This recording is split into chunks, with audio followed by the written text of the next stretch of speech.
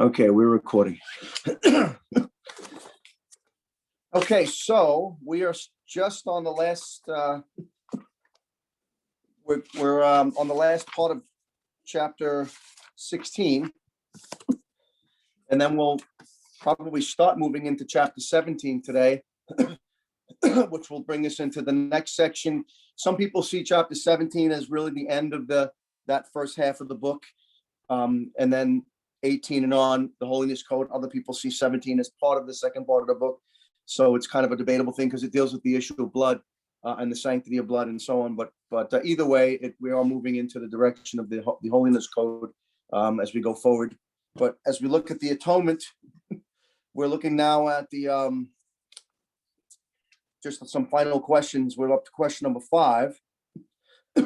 We talked about the need for those who released the scapegoat, who went out into the wilderness. Before this, we talked about that individual and the one who is also had to take out the parts that had to, of the bull and the goat that had to be sacrificed, take out the parts that were left over to burn them outside the camp, just the need to wash, the need for Aaron to wash, just that constant theme of washing and what that represented. And now we're up to number 5. So if we look at Leviticus chapter 16, why don't we look at verse, well, in fact, why don't we read verses 29 to the end of the chapter? It's only a handful of verses, 29 to the end of the chapter, just to give us kind of a refreshing of what we are going to be looking at of the text, so we can look at what we're going to be looking at this evening. So if somebody can read verses 29 to the end of chapter 16, 34, we'll start off with doing that.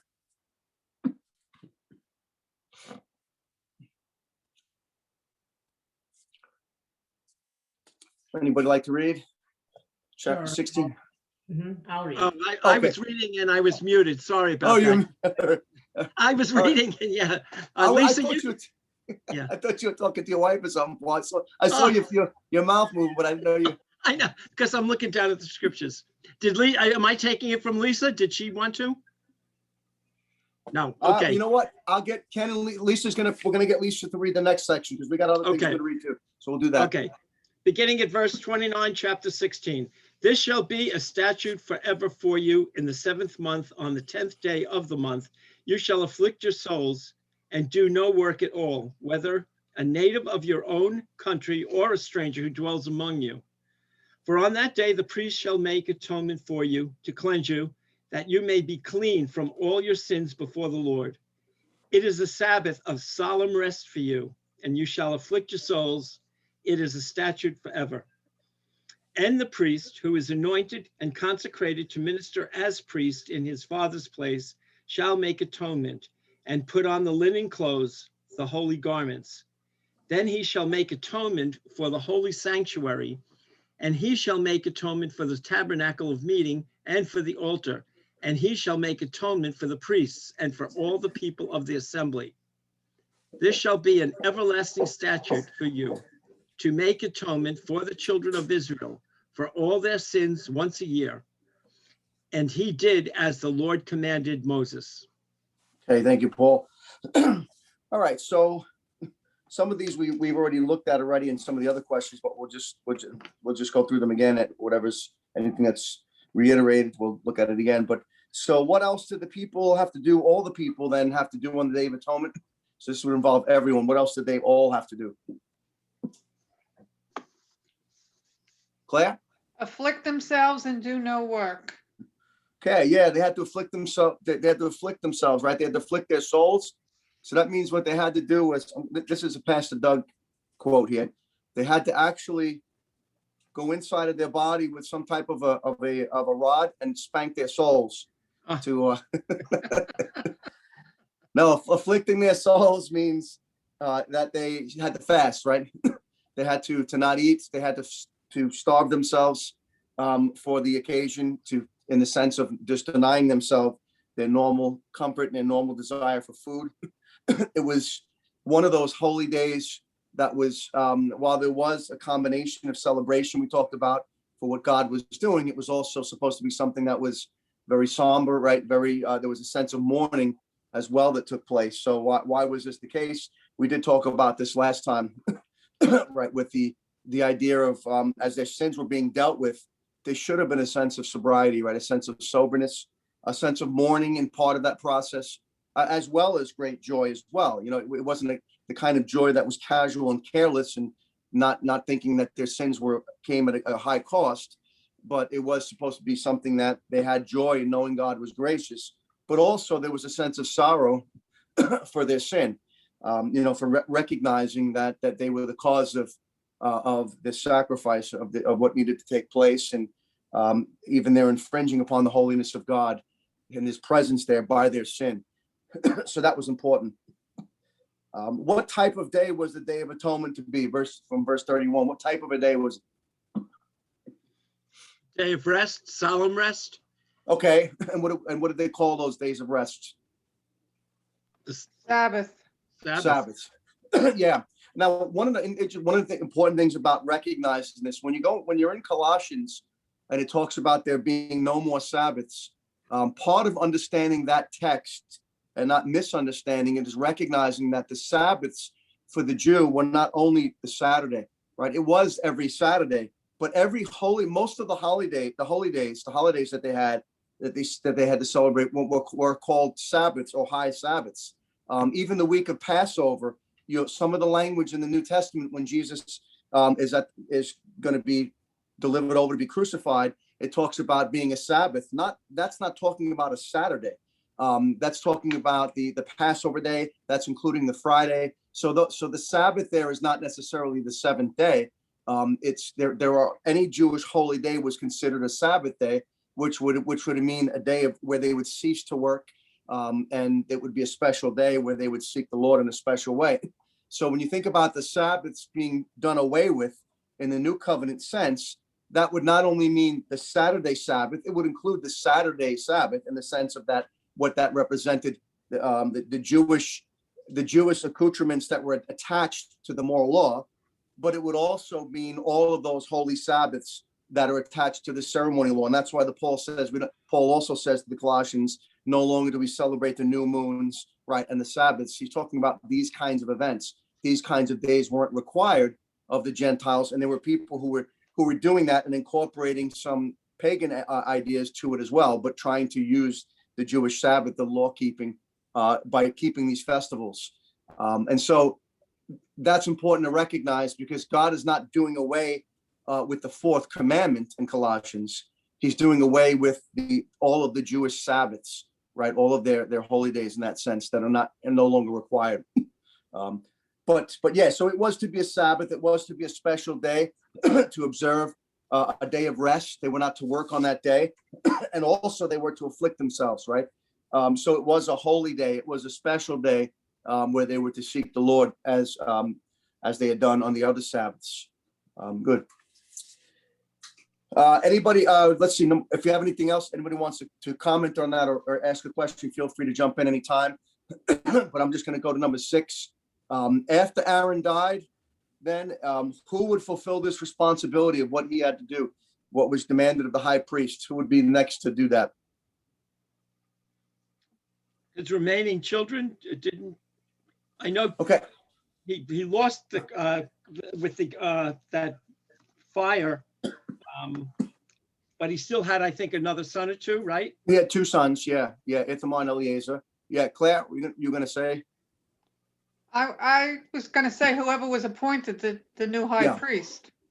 Yeah, one of the children, right, would be appointed the high priest. It wouldn't be all of them, right? One of them would be considered the high priest to take his position, and the other ones who come through Aaron would have a significant position amongst the priests. But there's only one high priest. There's only supposed to be one high priest until you get to the time of Christ, when the whole priesthood is corrupted, and it's appointed by the Romans, and it's all political. Now you have multiple, 2 high priests and different things going on there that just have completely gotten away from the law. But generally, there was supposed to be one high priest that was to pass on to somebody with amongst Aaron's sons had to be anointed and appointed for that task. This is the last thing I wanted to look at with you. If you go to Hebrews 10, Hebrews chapter 10, when we think about everything that we've gone over so far, not even just about the Day of Atonement, excuse me, But in general, with a lot of this, the whole ceremonial section of Leviticus that we've gone over, if you think about that, a lot of what Hebrews says is addressing those realities, because the Jews were in danger of going back to those things. Remember, all these things going on in the ceremonial law are things they can touch and see and experience with the senses. And so it's a lot easier for us to want to cling to something that we can see and be a part of, where there's something actively going on that appeals to the senses. And the author of the Hebrews is trying to get the Jews, his audience, to see the danger of going back to those things and the importance of resting in Christ by faith. And he uses a lot of examples of showing how the Israelites did not have faith, and that was the biggest problem in the wilderness and so on.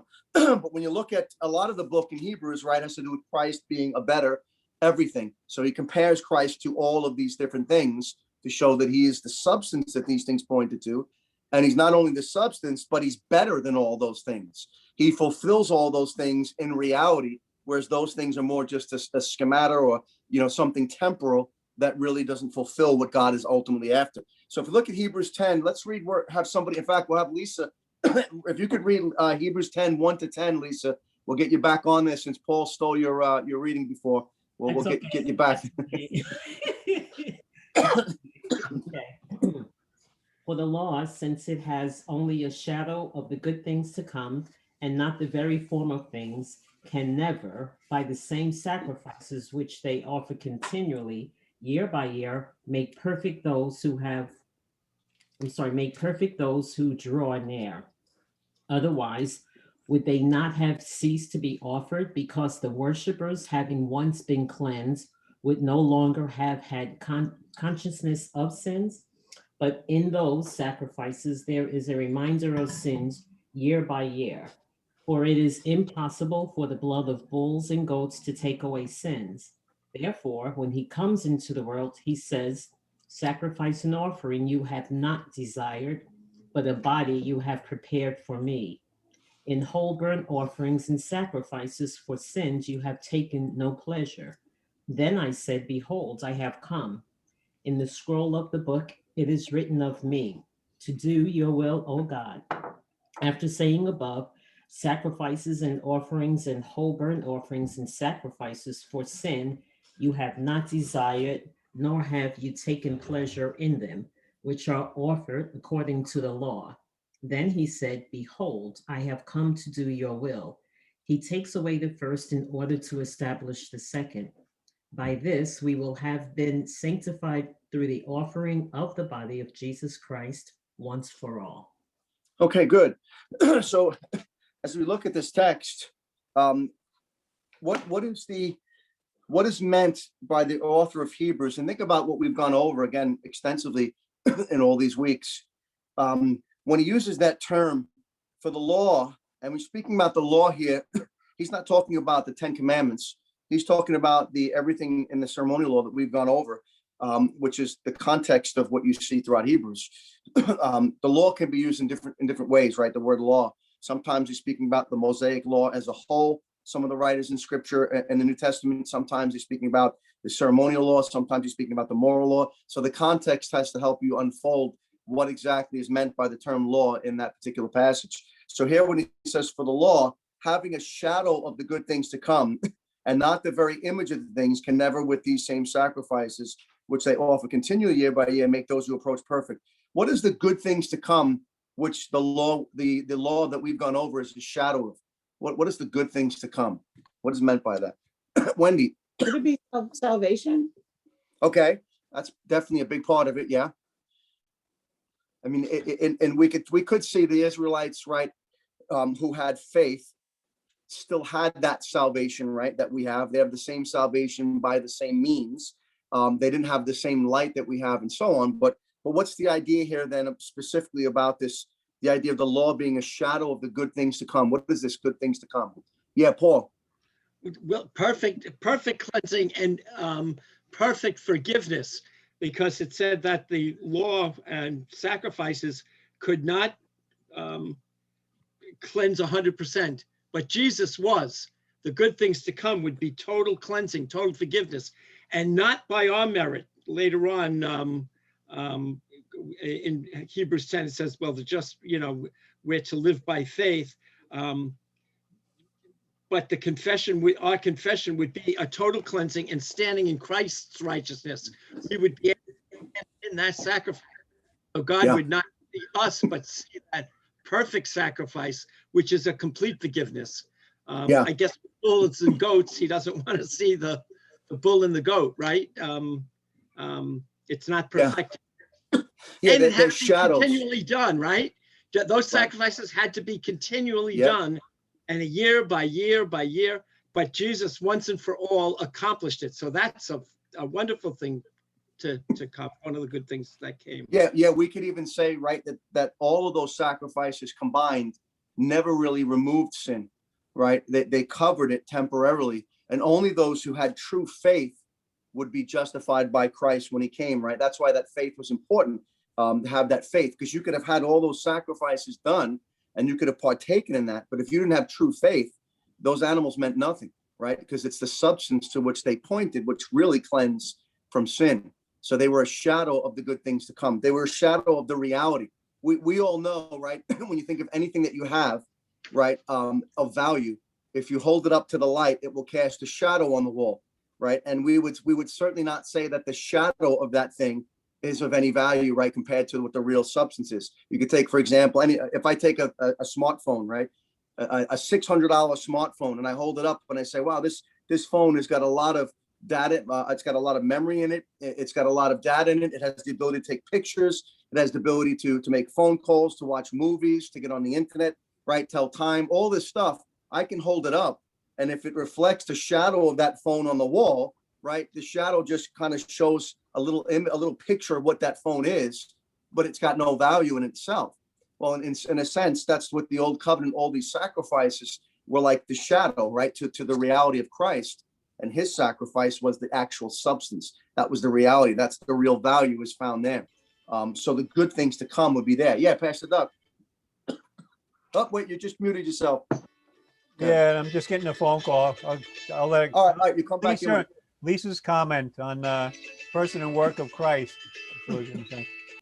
Okay, in the chat channel, yeah, Lisa says that's right, the person and work of Christ. What sums it up very well, right? That will be the good things to come. It's the actual substance came, and you even using that silly cell phone illustration. If you could imagine that you had all the the blueprints of this thing in the past, and they would told you all the things that it could do, and you get somewhat excited about it, right? And you have it there, but it's not able to really do anything. It's just paper. When it finally comes, right, and you get to try this thing for the first time, wow, this is amazing. You have the real deal. But when Christ finally comes, obviously in an infinitely greater way than a cell phone, the idea there is that he fulfills, right? He's the good things to come. He fulfills all those things, and he actually brings real salvation. Those sacrifices and all those ceremonial things done in the old covenant only served primarily a teaching purpose, also a purpose for keeping the Jews together and in place and kind of under tutelage in a sense until Christ came, right? They served that kind of a purpose, but they never really served to actually remove the sin, right? In the actual sense, that only came through Christ. Even though they were looking forward, that's how it came, and that's why faith was necessary. So important to see that in Hebrews 10. And just to recognize, again, the privilege that we have in the new covenant, that we're in the time, when Christ has come, he has come. The good things have come. And that's why he says in verse 4, right? Or 3, but in those sacrifices, there is a reminder of sins every year, for it is not possible that the blood of bulls and goats could take away sins. We see it there. None of those things could actually remove sin. Right? It had to be Christ. If Christ was not to come, right, you could do those sacrifices from then until eternity, right, on and on forever, and not a single person is going to be able to go to heaven, right? Ultimately, it's not going to mean it's meaningless. It only has meaning insofar as the substance is going to come to fulfill what they're pointing to. They have to meet that fulfillment, otherwise they're useless. That's why with the Jews, even today, when you'd say, if you look at the text we just read in chapter 16, that was supposed to be a perpetual thing there. It said forever. And the idea is there for the whole old covenant, right? They were to continue to do that. They don't have a sacrifice today. The sacrificial system is gone. There is no access. You can't even build a temple, right? God is not allowed for that because of what happened after AD 70, and the Muslims now have control of that area. And so what do they do for sacrifice? What do they do? Well, they'll say, well, they'll quote like what we're quoting from Hebrews 10, but they'll take the Old Testament quote of that, and they'll say, well, God doesn't desire sacrifices and burnt offerings ultimately, and ultimately they put it on good works. The problem is that the reason why God doesn't desire sacrifices and burnt offerings is because of what would happen in Christ fulfilling that for us. That's the reason for that. So they don't have the substance to which that pointed, and they're putting their stock in their good works. And so they're even worse off in a sense because they don't even have a covering right now, let alone the actual substance of the atonement. So important to see that. Yeah, Paul. Yeah, a question concerning that. And I know you've, what was it, Harry that was Jewish that you guys did a lot of speaking with, you and Pastor Doug? Yeah. There was no Old Testament scriptural change for the sacrifice, right? So they had to accept the destruction of the temple as God's intervention to stop the sacrifice and rely on other scriptures? Yeah, what they would say in part is a couple things. They would say that what I quoted from Hebrews, which is an Old Testament quote from the prophets, they would say, well, God is not really after that. And in some sense, they see that there's a deeper issue than the sacrifices. The problem is they don't see that Christ is the real fulfillment of that. Also, they would say, Paul, like when the Israelites went into captivity, right, with Babylon and that their temple was destroyed. And during that time period, they had, they built their synagogues and they had ways of worshiping, but they could not sacrifice, right, at that point. So they would look back to that as a sense of, well, we're in that kind of a time period until we rebuild the temple again, Thank you. Yeah. Any other questions anybody have about this section? Yes, I'd like to read the commentary. That's Sure. for the chapter 10. It says, in this chapter, the author emphasizes the finality of Christ's sacrifice by contrasting it with the lack of finality of the Old Testament system of law and sacrifices. Christ's redemption needs no repetition and no supplementation. Therefore, a rejection of his sacrifice is final and unforgivable. Amen. Amen. That's exactly right. And that's the whole content of the threat in Hebrews 6 and in Hebrews 10. It's not saying if you sin. Sometimes people read that passage and you're terrified. It talks about there's no forgiveness for that sin and so on, and if you sin again willfully, it's not talking about general sin. It's the idea of the sin of abandonment of Christ. It's turning away from Christ and looking somewhere else. In this case, going back to these sacrifices. And so, like Lisa just read, that's an impossible thing to do. And to do that is basically to cut yourself off. If the Hebrews were to do that, they would be cut off. That would be like committing the unpardonable sin in a sense, turning away from Christ, because there is no other way. Yeah, excellent. That's a great commentary there.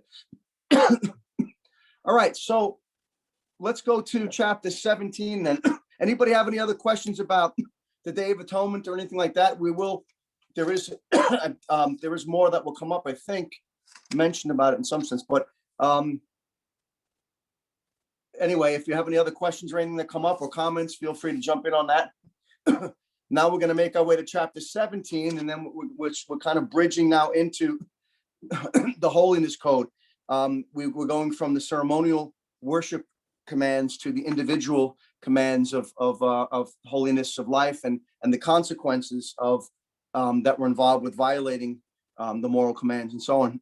So if you look at before we read chapter 17, in the introduction to the notes that I sent, the new notes, it says, having completed our study of the Day of Atonement, this evening we begin to make our way into a new section of the book of Leviticus, the holiness code. The first 16 chapters dealt primarily with the ceremonial aspects of the law, especially concerning the public worship of God. The remaining chapters will deal more with the moral and judicial aspects of the law, especially concerning the personal individual lives of God's people. God was to be the center of the people's lives in every respect, public and private. So we saw the public worship aspect. Now we're going to look at the private aspect as well. Bridging into this new section, we begin with considering the sobering way in which the Israelites were to view all blood as that which contained life. To this end, the shedding of blood in any sense had to be done within the parameters of God's commands given here. To do otherwise could lead to severe and eternal judgment. So there was a way that the Jews, and remember, you're dealing with the Jews who've come out of Egypt, right? A very pagan nation, and surrounded by all these pagan nations that have their own dealings with blood, right? There's a lot of issues dealing with blood, eating blood, drinking blood, spilling blood, all kinds of things that were going on. And so God had to show his people, teach them to have a sense of awe and reverence toward blood for what it represented, and also for what he gave it to them to use, the use that he gave them that blood to be used for. So we'll see that here. So if we look at chapter 17, we can read this chapter. Why don't we read, we'll divide it into two. If somebody can read verses 1 through 9, and then somebody else can read 10 through 16. It's about half and half there, roughly. I 1 can to 9. begin, Mike. Okay, yeah, appreciate it, Paul. 1 through 9? Okay. Yes, sir. Entitled The Sanctity of Blood.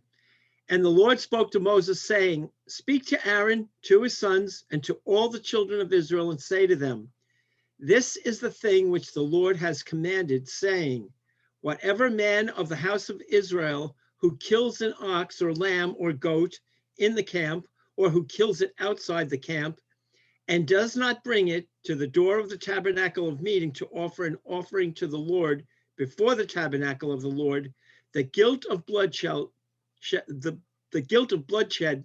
shall be imputed to that man.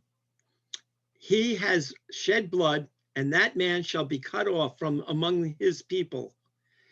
To the end that the children of Israel may bring their sacrifices, which they offer in the open field, that they may bring them to the Lord at the door of the tabernacle of meeting, to the priest, and offer them as peace offerings to the Lord. And the priest shall sprinkle the blood on the altar of the Lord at the door of the tabernacle of meeting, and burn the fat for a sweet aroma to the Lord. They shall no more offer their sacrifices to demons, after whom they have played the harlot. This shall be a statute forever for them throughout their generations. Also you shall say to them, Whatever man of the house of Israel or of the strangers who dwell among you, who offers a burnt offering or sacrifice, and does not bring it to the door of the tabernacle of meeting to offer it to the Lord, that man shall be cut off from among his people. Great. Can anybody else read verses 10 to the end of the chapter? I could do that. Thank you, Lisa. And any man from the house of Israel or from the aliens who sojourn among them who eats any blood, I will set my face against that person who eats blood and will cut him off from among his people. For the life of the flesh is in the blood, and I have given it to you on the altar to make atonement for your souls. For it is the blood by reason of the life that makes atonement. Therefore, I said to the sons of Israel, no person among you may eat blood, nor may any alien who sojourns among you eat blood. So when any man from the sons of Israel or from the aliens who sojourn among them in hunting catches a beast or a bird which may be eaten, he shall pour out its blood and cover it with earth. For as for the life of all flesh, its blood is identified with its life. Therefore, I said to the sons of Israel, you are not to eat the blood of any flesh, for the life of all flesh is its blood. Whoever eats it shall be cut off. When any person eats an animal which dies or is torn by beast, whether he is a native or an alien, he shall wash his clothes and bathe in water and remain unclean until evening, then he will become clean. But if he does not wash them or bathe his body, then he shall bear his guilt. Okay, thank you, Lisa. Appreciate it.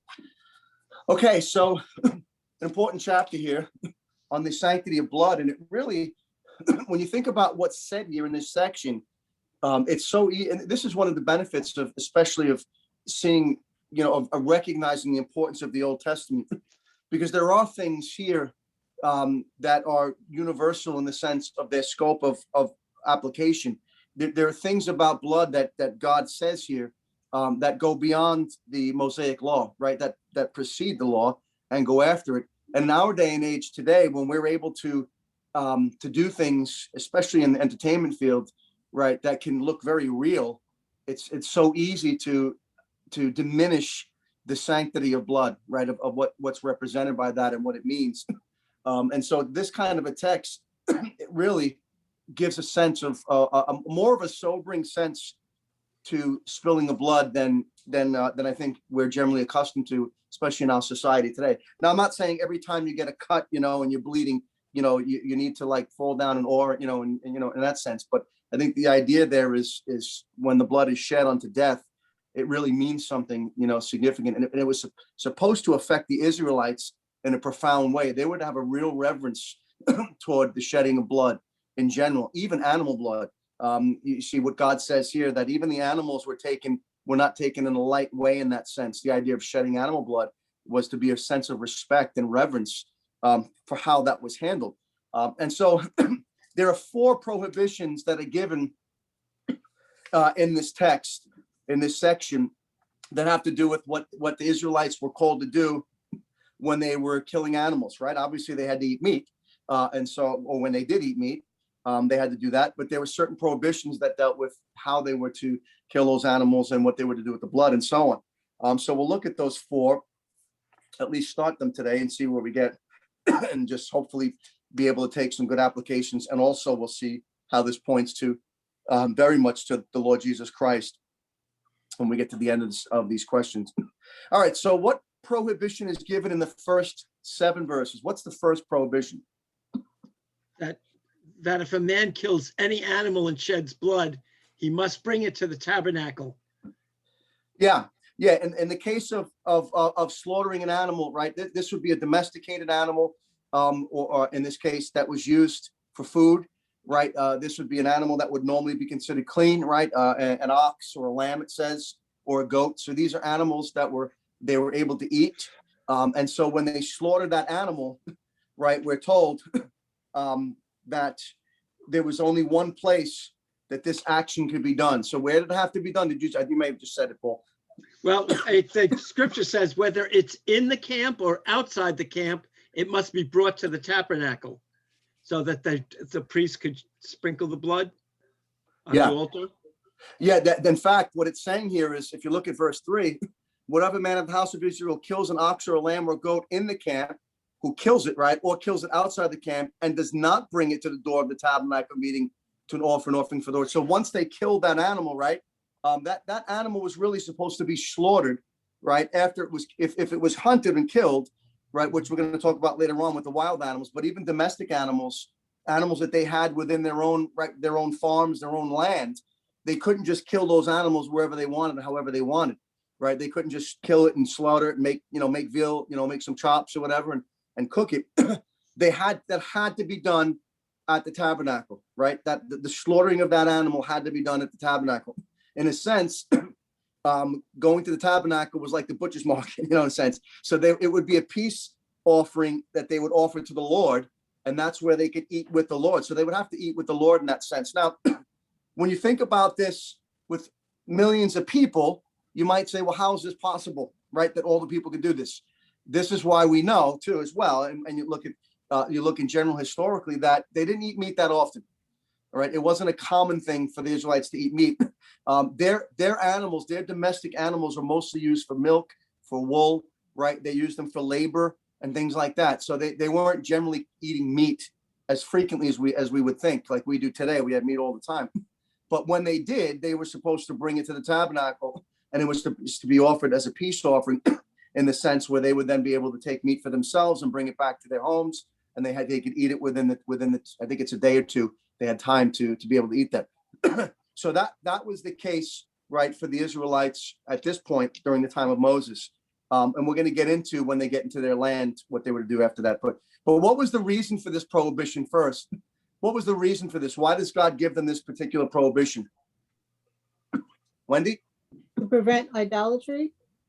Yeah, yeah. Specifically, what was happening was that there was a practice that was taking place among the heathens and especially among the Egyptians, right, where they would sacrifice to the goat demons, right? There were goat demons out there allegedly in the wilderness, and they would have to sacrifice to them, and so that's why others would slaughter their animals in the wilderness, and so they would do it as a sacrifice, and then they would take the meat and eat it. So to avoid this practice, which was very common, God had it so that they couldn't even slaughter the animal outside of the tabernacle, so that would not take place. Now, what would make the Israelites particularly susceptible to that kind of a severe moral lapse? Why would they be susceptible to even doing that? Claire? Well, they came out of Egypt, which was a pagan nation, and had these types of sacrifices. And I guess even the nations that were surrounding them were all pagan nations, and they all had these goat sacrifices and stuff. Yeah, yeah. That was a common practice in Egypt, right? Where they just spent hundreds of years, right, in their generations, and they learned. Remember what they did when they were in the wilderness. Even right when they were getting the law from Mount Sinai, they made the golden calves, right, to try to worship God through the golden calves. So where'd they get that idea from? That was an Egyptian concept, right, to worship your God through the calf, and so that was ingrained in them. So they would have been very susceptible to continuing on with those practices. And you hear them saying things at times, right? Like, oh, in Egypt, we enjoyed the meat, and we had all these blessings. In the wilderness, they have this manna, right? They're complaining because they're always having to eat this manna. But occasionally God would bring quail, right? And sometime one time in judgment. So they would have meat, but it wasn't a common thing, right? You see that even in when you look in the first 5 books, it wasn't like they always had meat. They complained because of that.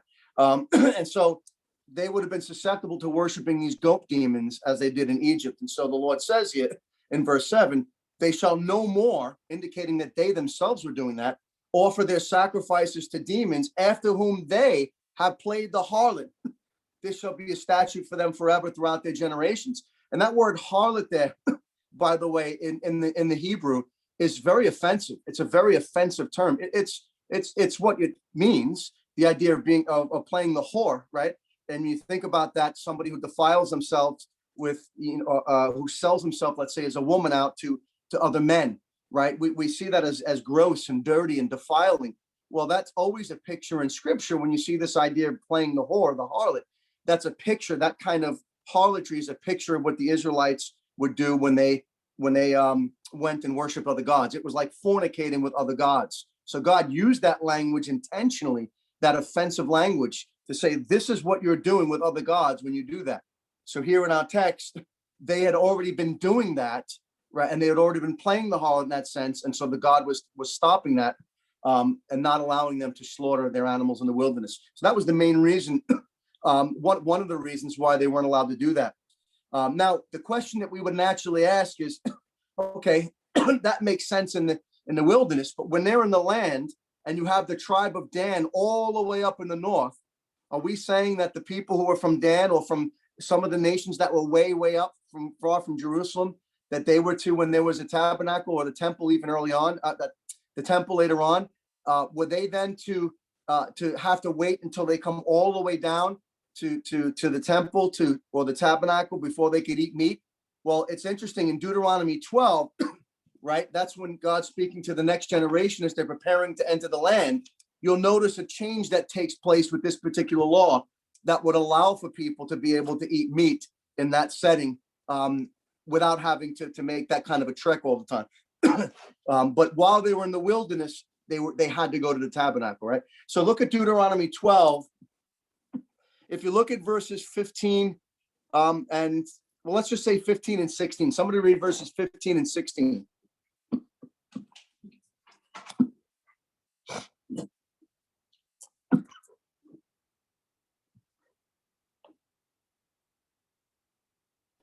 I'll read it. Okay. However, you may slaughter and eat meat within any of your gates, whatever you desire, according to the blessing of the Lord your God, which he has given you. The unclean and the clean may eat of it, as of the gazelle and the deer. Only you shall not eat the the blood. You are to pour it out on the ground like water. Okay, so there was an allowance for when they went into the land. There was an easing up in a sense on that part of the regulation there, right? When they were in the wilderness, they had to come to the tabernacle whenever they slaughtered an animal. But when they were in the land, they were so far spread out. God allowed them, said, look, you can eat as much as you want, and you can even do it within your own gates. But even then, they were not allowed to eat the blood, and they had to pour the blood out, and they had to cover it, right? They had to pour the blood out on the earth, and they had to cover it. And we'll see something about that in a little while, why they would do that. But so just to kind of answer the skeptic in a sense, who would say, well, what are they going to do when they're in the land of Israel? They're going to, make the trek, 40, 50, 60 miles every time they want to eat meat. It would seem unreasonable. But here we see that there was an allowance that God made for that. And you got to remember too, by the time they're going into the land, there should be some distance from those practices, right? That you're in the next generation now. The first generation has been destroyed pretty much for their lack of faith, for what they did in the wilderness. Second generation's getting the law again. They're kind of getting renewed. They're not as influenced by the Egyptians in that sense, right? So there's more of a distance from this whole thing with goat demons and all that as well. Whereas now this is something that was a present threat to the people. All right, number two, what was the punishment that would come upon those who violated this command? So if someone went out and decided, hey, I'm hungry, I'm gonna slaughter one of my sheep, but I'm not gonna bring it to the temple. I'll just do it over here on my property, or I'll go out in the wilderness and do it, and then eat the meat, even if they weren't intending to worship the goat demons. What was the punishment that would come upon this person? What's the language used, Paul? Cut off from the people. Okay, yeah, they would Maybe be put cut outside off. the camp. Yeah, and now we talked about this idea of being cut off before, and I've kind of have a more settled understanding of what that means, because it really does mean, generally speaking, the idea of being cut off. If you look at verse 10 for a moment in our text, somebody read verse 10 there for a minute, just for a second. And whatever man of the house of Israel or of the strangers who dwell among you who eats any blood, I will set my face against that person who eats blood and will cut him off from among his people. So you have that language. And then you have that similar language also when I think it was when the young foreign boy who had I don't know if his mother was Jewish and his father wasn't, or vice versa. Remember, he cursed the Lord's name and they had stoned him to death. He was to be cut off. So that idea of being cut off means it actually implies two things. If it's known by the people, if they're aware of it, they would put him to death, the individual to death. It does mean being put to death. However, in the case of this kind of a crime, like we're talking about with killing an animal and eating it, without bringing it to the tabernacle, it's very likely you could do that and not be seen, right? Nobody would ever know, but God knows. And the idea here is that when it talks about being cut off, it's God is the one who will cut them off. And I was thinking about that when I say discuss the weight of coming under this kind of judgment. Imagine doing that, right? And you think you got away with it, but then knowing that you're under the curse of God, and knowing that you're doomed, right, in that sense, and that at some point God is going to cut you off from your people for that, in that sense. It's a frightening thing to even imagine. You can see the fear. Anybody who had a fear of God, right, would be terrified of that reality. And so it would be God would be the one who would cut them off, or if it was something that was seen, the people would then do it themselves. So I think both of those are true, but either way, however you look at it, it's not a good sight, right? It's not a pretty thing. It's not just being separated and cast out like a leper. It's being put to death ultimately, or under the curse of God. So very serious thing. And then again, the last part of question 2, think about this now. What recent visible illustration would have added weight to this command? What just happened? Now we're reading Nadab and through Abihu Yes, were right. killed. That's right, Claire. by Exactly. God. As we read through these chapters, we're almost imagining in our own minds that history is moving here. It's not. This is all like one setting, right? This is all happening at the same very soon, right? It's one thing after another. So very recently, from when this was written, who was just cut off, right? And they saw what that meant, and they knew God could do it. Nadab and Abihu. and they were burnt up right from God and taken out. So they had that illustration was always before them. And here, when they heard those words cut off, there's no question they would have thought about what just happened with Nadab and Abihu. So that would have certainly put a good been a good means of convincing the people to take God seriously here. Okay, good. Anybody have any questions about that? That's the first prohibition having to do with the slaughtering of the animals. Okay, if not, number 3, what prohibition? The second prohibition. What's the second prohibition given in verses 8 and 9? Private sacrifice. Okay, good. Yes, Wendy, good. Yeah, not only were you not allowed to slaughter an animal like one of your domesticated animals for the sake of eating, but you were not allowed to just take it upon yourself to say, you know what, I want to worship God today. I want to do it my own way though, and I'm going to offer a sacrifice here in my, behind my garden or somewhere over here in the back, right?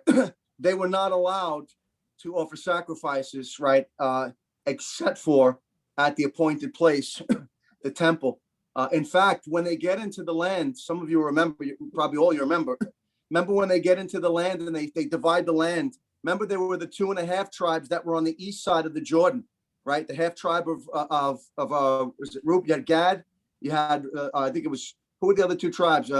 Gad, and you have 2 other tribes. One was the half tribe of Manasseh, half tribe Manasseh, Gad, and then there was another tribe, I forgot what it was. But there were 2.5 tribes on one side, and the rest were on the other side. And so the 2.5 tribes, out of concern that they would be forgotten at some point, right, by the ones on the west side, like as time went on, what do? They built an altar down south, right on as you go from one side of the land to the other. They built an altar there. Well, what happens is the people on the west side, then they all get together. They're ready to go to war because they're building an altar here, and they're saying, "Look, there's only one place to worship."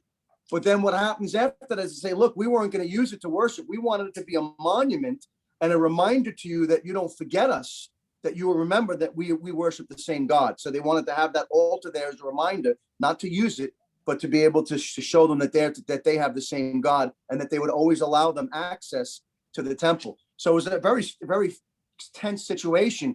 But you can see they were about to wipe out 2.5 tribes because of that. If that other altar was to be used for sacrifices, it would have been a violation of this idea of sacrificing anywhere else. They were not allowed to do that.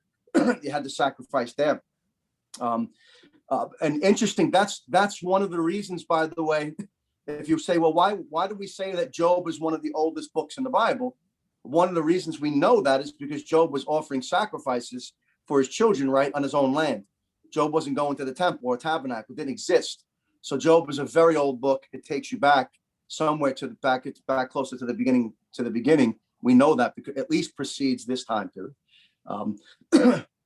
What are some of the practical reasons for this prohibition?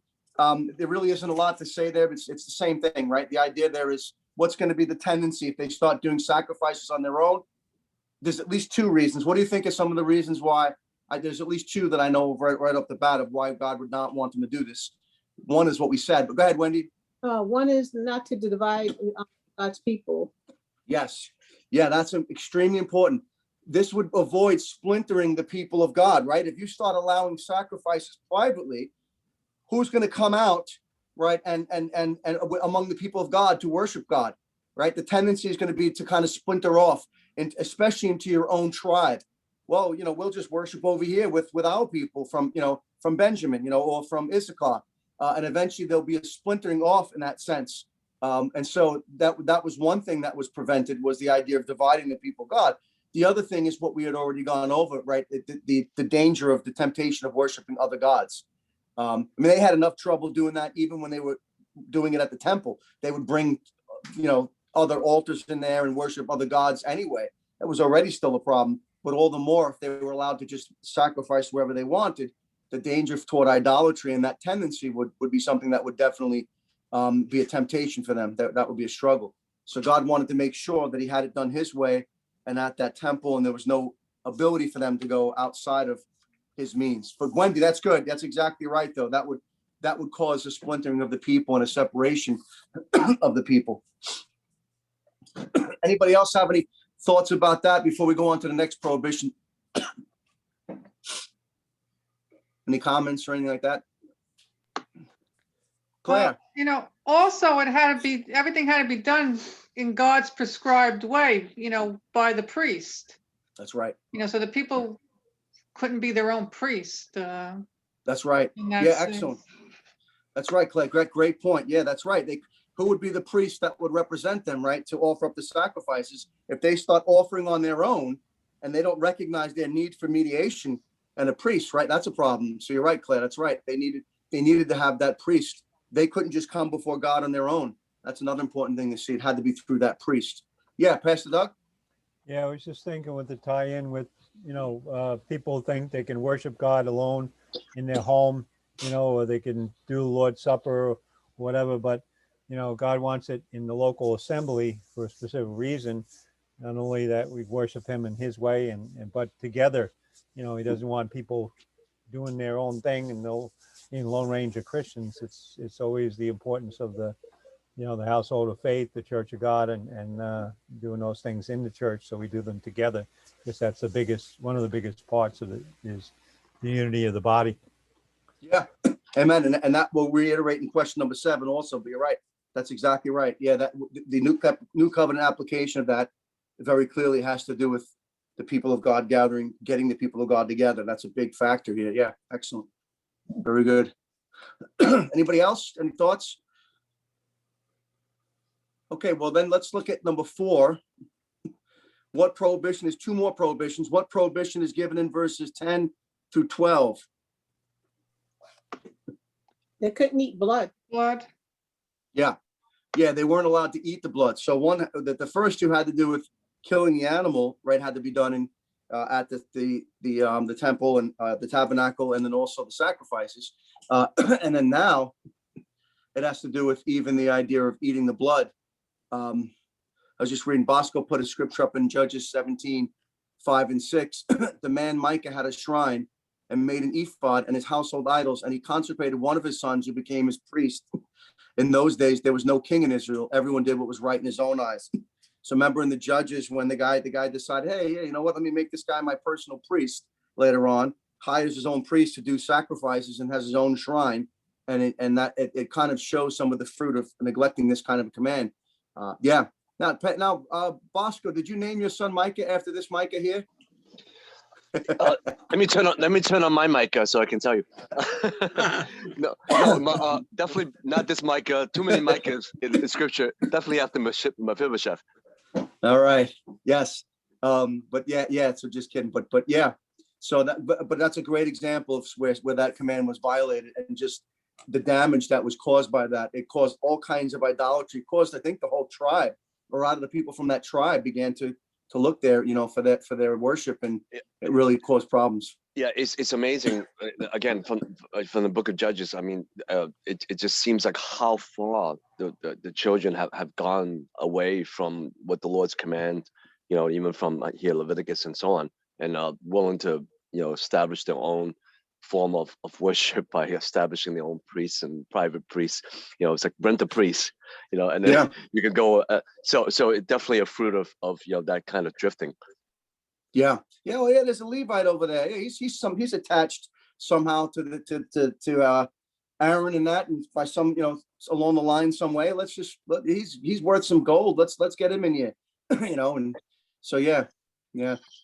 Mr. Mark. Ruth. Ruth. No, talking about the blood. The Lord at the beginning, if a tall boy was to Noah, after Genesis 9, 4 and 3 and 4, 3, 4 and 5. Can you read a bit, please? Gosh. Okay. Yeah, hold that This thought, is the Vinny. first time. Sorry. That's the Hold that next thought. question. Vinny's going to read that, but wait, that's actually going right on our questions, Ruth. Very good. Oh, really? Yep, you're right. We're going to get there. Actually, your mom texted us from your dad because he couldn't text it. So she did to ask She that. did it. But hold on, Vinny will read that text in a minute. That's very good, Ruth. You're getting to something big there. Very good. Excellent. It's the next part of the question. We just got one more before that. It says, what does this prohibition specifically entail? And obviously there's questions about that. It's not talking about this idea of not eating blood is not talking about gravy in the sense of, first of all, the gravy that we get is not really the blood anyway. They add that, I forgot what you call it, they add that stuff to the meat that gives it the color and all that. But it's not talking about cooked meat. The idea there is eating an animal, right? Like taking an animal raw as it is and just biting into it, that kind of thing, and eating the blood, right? Or drink, or taking the blood right from the animal and eating it. It's not talking about a cooked animal, and if there's, if somehow there's, after the blood has been drained, there's still some residue of blood in there that gives it moisture. That's not what it's talking about, but it has to do with the idea of the raw, just the actual blood, the life of the blood, of the animal before it's cooked and so on and broken down. So I have a question. No, wait, hold on. Oh, Yeah. I have a question, Pastor Mark. It is this passage. It for me look like the God giving us permission the first time to the human to eat meat. It could be, or before that they already were eating meat. And you mean in Genesis 9? Yes. Yeah. There's some debate about that. That's the first time, certainly, that God actually, when remember that I think you're right. When God actually it's as if he's starting over, right, with man. It's just Noah and his family. Everybody else has been killed, and so in starting the new creation, in a sense, he does give them that allowance, which wasn't at the beginning, right? They only ate vegetables and fruits and stuff. Now, what happened before that, which not clear. I'm sure people did eat animals. Whether or not that was acceptable, I don't know that it was acceptable or not. But at least at this point, you're right. It's the beginning with Noah and his family, and they're allowed to set that precedent where they're allowed to eat meat. So I think that's the first time where you actually see God giving the approval to do that is in Genesis 9. And then where they're allowed to, but they have to still not eat the blood, like you were saying. So that's the way I would see it. I don't see a warrant to do it before that. I'm sure there were people, again, who did that. I don't know if the people who knew the Lord would have done that, though. I don't know that was an acceptable practice in any sense, because it seems like here is the first time God is giving approval for that. That's the way I would see it. Yeah. I get something in the chat thing. Oh, yeah. You're welcome, Ruth. Yeah. And if anybody else has any other information on that, let me know. I don't know. I'm sure there's people who have different kinds of, views on that, but I would think that was the first time the approval was given. Yeah. At least scripturally, we see that. All right. So when you look at two texts here in 1 Samuel chapter 14, you get an understanding of what it was to violate this specific command. You could remember in this context, King Saul makes a rash and foolish vow, right? The men are at war, and he says that, he's trying to show like a sense of faith, but he really was very foolish, because when you're at war, especially if the war is prolonged in any sense, you can't starve your men, right? They need energy. And so what happens is they wind up fighting and they're not eating anything the whole time. And by the time the war's over, they are so hungry and so starving that they don't even cook the food. They just bite right into the animals, right? Like barbarians. It's really Saul's fault for creating the problem, but the men do that and they sin because of it, and it's in violation of this command. So we'll get a little bit of an idea of that. If you look at 14, for 1 Samuel chapter 14, verses 31, let's say to let's go to 30. Let's go to 35. Let's just go. It's probably a little more than we have to read, but 31 to 45. 31 to 35. 31 to 35. Somebody read 31 to 35 of 1 Samuel chapter 14. I have it. Thank you, Paul. Now they had driven back the Philistines that day from Michmash to Ajalon. So the people were very faint, and the people rushed on the spoil and took sheep, oxen, and calves and slaughtered them on the ground, and the people ate them with the blood. Then they told Saul, saying, "Look, the people are sinning against the Lord by eating with the blood." So he said, "You have dealt treacherously. Roll a large stone to me this day." Then Saul said, Disperse yourselves among the people and say to them, bring me here every man's ox and every man's sheep, slaughter them here and eat, and do not sin against the Lord by eating with the blood. So every one of the people brought his ox with him that night and slaughtered it there. Then Saul built an altar to the Lord. This was the first altar that he built to the Lord. Continue. That's good. That's good. So here, right, it's interesting, right? There's that what happens here is all wrong, all over the place. But Saul, right, is you're seeing some of his weaknesses already, right, in what he's doing, even his decisions that he was made. He was trying to be noble in some sense and showing a sense of faith, and but it was really unwise, right? It was a lack of wisdom. And by the time the men finish this war, they're so hungry and faint that they're just ripping into these animals, just raw, just the way they are. And so that it brought to his attention, look, they're eating the animals with the blood. And so he basically, says it, obviously acknowledges the wrong of it. And then he has a place where he designates as where they to slaughter the animals and obviously drain the blood and do things the right way. But you can see that would be at least an illustration to help us to understand what is meant by the idea of eating it with the blood. It's that raw sense of just killing an animal and eating it without cooking it, without draining it, without properly, cutting it down and so on the way you're supposed to. It's inhumane in that sense. And so that would be one example where we see that taking place. That'll help us at least get an understanding of what's meant by that. And then in Psalm 16:4, I think it's just a simple quote that talks about what the pagans do, right? The pagan nations. It says here, it talks about those who, if you look at the context, right? Those who are not of the Lord, right? Who don't follow the Lord. What do they do? Verse 4, I'll just read it. It says, their sorrow shall be multiplied who hasten after another God, right? Those who hasten after another God, their sorrow is going to be multiplied. Their drink offerings of blood I will not offer, nor take up their names on my lips. So it was a common thing amongst the pagan nations to do things like that as well, to drink the blood and to do those kinds of things also. So there, again, it's also separating them from the pagan nations. But there's also what Ruth was getting at in Genesis 9, another main reason for why they were not to eat the blood. If we go now to Genesis 9, and Vinny is going to read for us Genesis 9 verses, let's do 1 through 7, Vinny, 1 through 7. Okay. So God blessed Noah and his sons and said to them, be fruitful and multiply and fill the earth.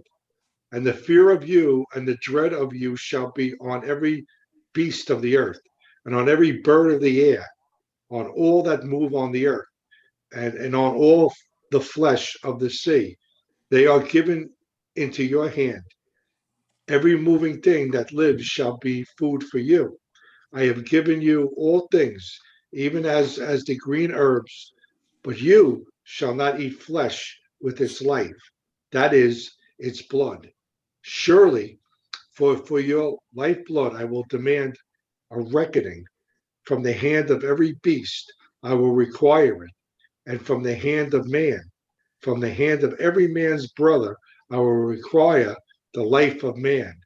Whoever sheds man's blood, by man his blood shall be shed. For in the image of God he made man.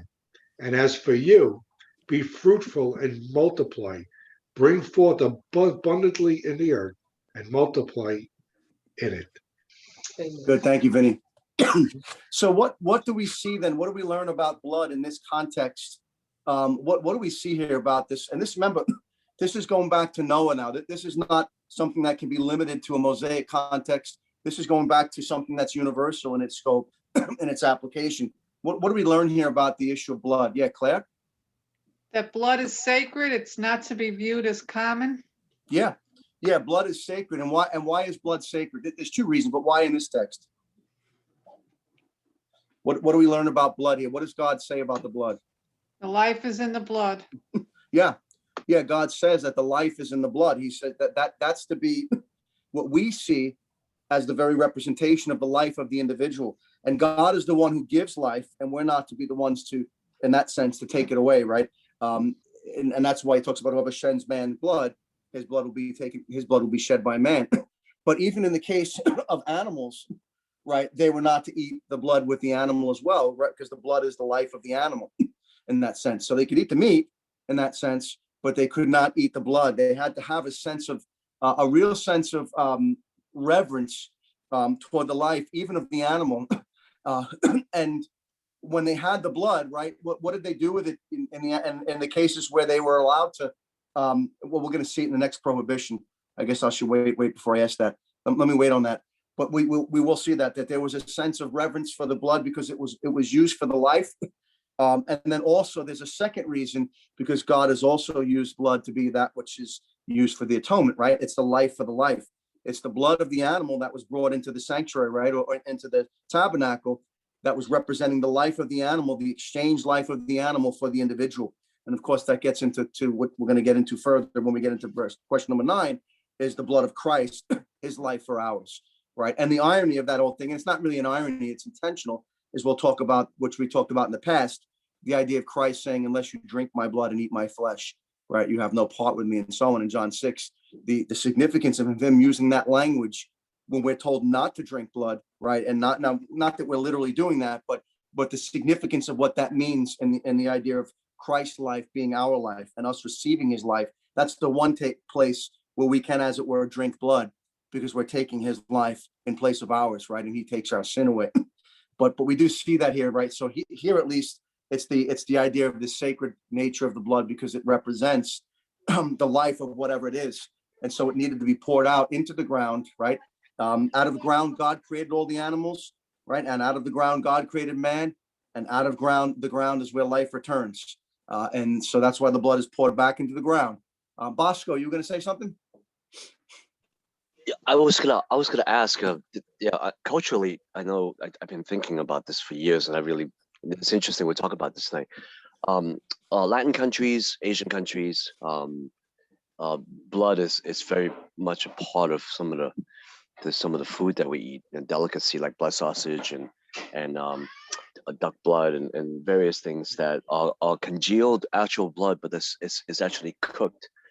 So do you think the prohibition is really ceremonial in the significance of raw blood, or can it be applied universally, even though, let's say, Peter has received the vision about, killing an animal? Would you think that after the cross, that this particular prohibition of the blood, at least when it comes to blood in general, not just raw blood, but cooked blood, is still a prohibition? Yeah, that's a good question.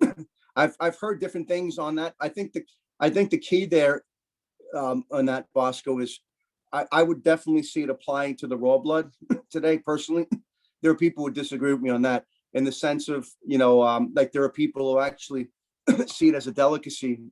In fact, in Kenya, amongst the Rendili people, they would draw blood from an animal. They would actually poke with a hole and take blood out and boil it with milk. That's cooking it though still. But sometimes they would you drink it raw.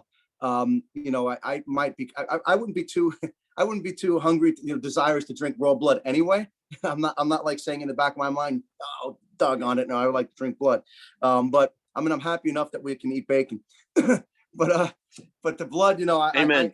The raw issue, I think, is more of an issue. I don't know that it would apply so much to the idea of where it's cooked, like you said. And I haven't seen anybody who's taken that position. I mean, I'm not even personally coveting that either, but there is blood pudding, right, and things like that, right, that people eat. And I mean, thankfully for most people, again, it's not very appetizing, so it's not even an issue.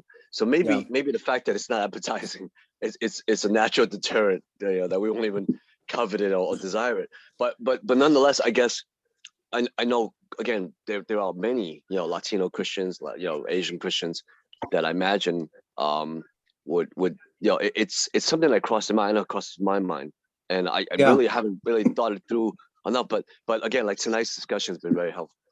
Yeah, I think the key there is the raw. I think even again with the example of that's why that example with King Saul helps. They were eating the animals, they weren't cooking. There was no cooking, there was no, in that sense. I think the raw aspect of it is the real big issue. I don't know that it would be an issue about if it, like you're saying, with the with the sausage, and things like that. Yeah, Vinny? Yeah, Ruth. Oh, no, for example, in Dominican Republic, there is Vasco said, there is like a morcilla. It's called morcilla, but it's made with the blood, with seasoning.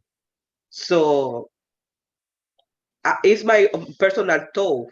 When the Lord told for the first time to Noah, for me, he was representing all the future, all the generations.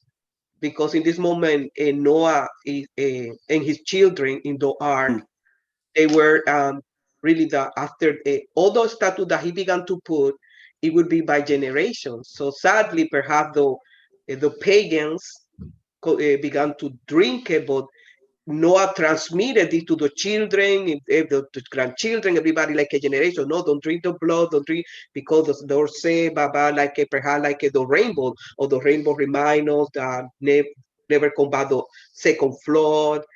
But sadly, the pagans,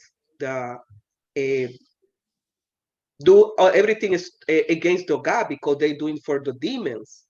So when the Lord chose Abraham, and now we are studying Leviticus and Exodus, the Lord began to put new laws. But in my case, he said since the beginning, the blood is the life. This is sacred, and period. So this is my appreciation. Yeah. So Ruth, you would not be comfortable eating that, what you said before, that what the Dominicans eat? Morcilla, I never ate it. Everybody, oh, tastes delicious. Say, enjoying, but it's not. Now I can tell them the reason, biblical reason, to tie their conscience. Oh, yeah, I would probably err on the side of not eating it myself as well. Anyway, I mean, I wouldn't be desirous of it anyway, but even if I desired to try it or something, I probably would err on the side of it. But I guess I couldn't say with a sense of firm conviction that the cooking of it in that sense is necessarily a wrong thing. I do think today in the present, and even health wise, it's an issue that it would be wrong to go and to take an animal, and kill it and just bite into it, raw. I don't see that as something I think it's even inhumane in a sense. There's something about a person that would do that. Now, in the case of what happened with Saul, obviously there's other factors involved. When you're that starving and that hungry, I could see how that, suppose that could happen. But I would definitely have more of an issue morally with that. But it's a good question. I would err on the side of just not doing it because, but that's I'm glad you shared that, Ruth. That's a good point though. Yeah, Bosco and Wendy. Well, Bosco and then Wendy. Sorry, Wendy. I'll get you next, Wendy. Oh, sorry, sister. I'm thinking too. I mean, from a biochemical perspective, I mean, the blood carries all sorts of antigen pathogens, and certainly it can be, again, very literally, where life is carrying through, and certain things in that can do a lot of harm to us, if consumed. So I'm wondering, again, maybe this is a broader application of God protecting his people, of not allowing that kind of contaminated, kind of a source of don't see that as a source of food, and see it again as sacred, and not maybe not be so quick to look at it as a source of nutrition, when it very well can probably do harm to us. Yeah, that's good, Bosco. Yeah, appreciate that. Yeah, Wendy? Just a simple question. Well, the act itself of cooking blood, wouldn't that be considered irreverent if we're supposed to respect blood, honor the blood? Would cooking it be wrong? It's a good question. Yeah. I mean, yeah, again, like I said, and you'll hear commentators that will say, a lot of them will say that, it's not implying that in that sense. But I agree. I know what you mean, that we're going to get into more even next time. We'll stop here as far as in question 4, just about the way the Jews were to view the blood, So if you're draining the blood, in that case, they were told they had to let it fall out into the ground, and they had to bury it, right? They weren't told they can take it and cook it or anything like that. The question is what happens in Noah's time, and how does that work, and how does that apply today? There are people even in Acts, when you read about what happens in Acts with at the meeting of the council in Jerusalem, they're debating over the issue of circumcision. And there's the decision is that, they don't have to be circumcised. They could do pretty much anything, but they couldn't eat animals that were strangled. They had to keep themselves sexually pure, and and they couldn't eat blood. I think it was the three things, right? And that was an accident. There's people today who will say, well, that was only to preserve the, that was to keep it so that they could maintain the connection with the Jews, which would have been impossible otherwise. But it doesn't say that, in the text. So, like I said, I would be I would be more inclined to err on the side of not, not doing that personally. And again, I'm not flying off the handle to desire that anyway. But there are, it's one of those things where you see people debating on the actual meaning of that, what it applies and how it applies today and everything else. But that's true, Wendy. That's a good point too. Anyway, I leave that to your conscience. If any of you are blood hungry vampires, and you're gonna have to pray about that, think about what to do with that situation. But you won't be getting any blood pudding at my house or anything like that if you ever come over for dinner. So don't worry about that. All right. Well, what we'll do is, anybody else can have a comment. If you do, we'll end there because I do want to get into the rest of question 4. How should people respond to the shedding of blood? Again, that gets more into the reverence aspect of it. And there's a great example in 2 Samuel where you can see how it impacted the people. And this we'll get into when we get into the applications in questions 7, 8, and 9. When we talk about the sanctity of blood, I do think that this should affect our view of blood today. And I think that our culture today is in many ways very desensitized. And what the Romans did with the Colosseums in their time, because they didn't have Hollywood, and people tend to enjoy a lot more in the movies today. And I think it does bring into question, why do people enjoy so much watching bloodshed, in movies, watching gore and things like that? I think there's a legitimate question to ask when you look at these kinds of things. But we'll get into that. Yeah, Bosco. Yeah, just really, really current pop culture. Unfortunately, a Little Nas X. Little Nas X is the name of a rapper, right? And he's put out, I guess publicity or whatever, 666 pairs, like 603 scores and 6 pairs of Nike sneakers with a drop of human blood in it. And so the whole idea is kind of playing on this blood theme again. Even Satan, they love to mock it, love to play on it, love to use it as a way of desecrating whatever it is, to go against the Lord. So it just seems like this theme is constantly recurring. So yeah, it's all, and this is all to kids too. Yeah, Nike, just to bring up, if you haven't read, Paul and I were talking about this recently, that it's not even Nike apparently themselves, even though I'm not a big fan of Nike anyway because of their liberal leanings, but they leased out, it's still their responsibility. They leased out the ability to use their brand sometimes to different people. And this rap star decided to make a sneaker. And it was like a satanic shoe. It has like a pentagram on it. It actually has the scripture quote on there, misused, but when Satan fell like lightning, I guess they're seeing that in a positive sense.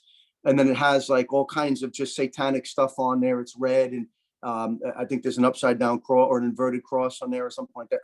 And it's and it has like Nike tends to have those bubbles in there on the shoe, and where you can fill it with liquid or whatever. So apparently it's filled with a red dye, but then they put in each shoe 1 drop of human blood, real blood, and it's 666 pairs.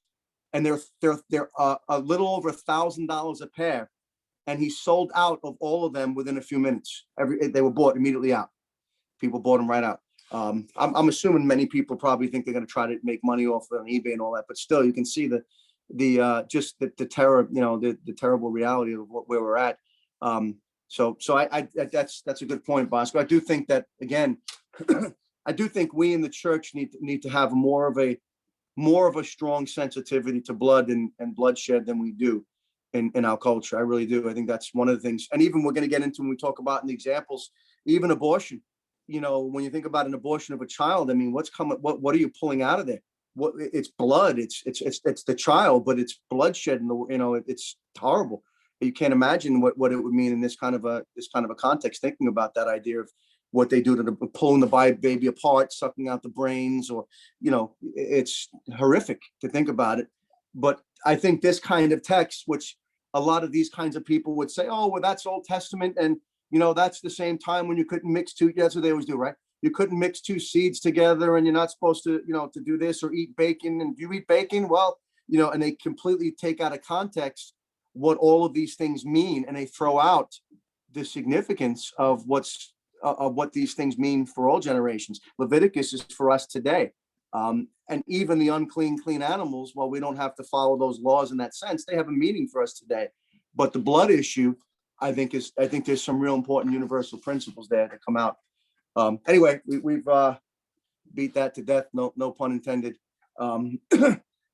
Let's let me shut this down here. Anybody have any last comment? We're out of time here, but if anybody has a last comment, by all means, jump in. If not, we can continue this talk next time. I think it's a very good discussion to have, and I think it's helpful for us to think about it. All right, so let me stop Bosco was saying that Nike is actually suing him, which is true. So even though he leased it out, they didn't intend on the guy using it for that purpose, the rapper, and Nike's actually suing this guy because of the harm it's going to bring to the Nike brand.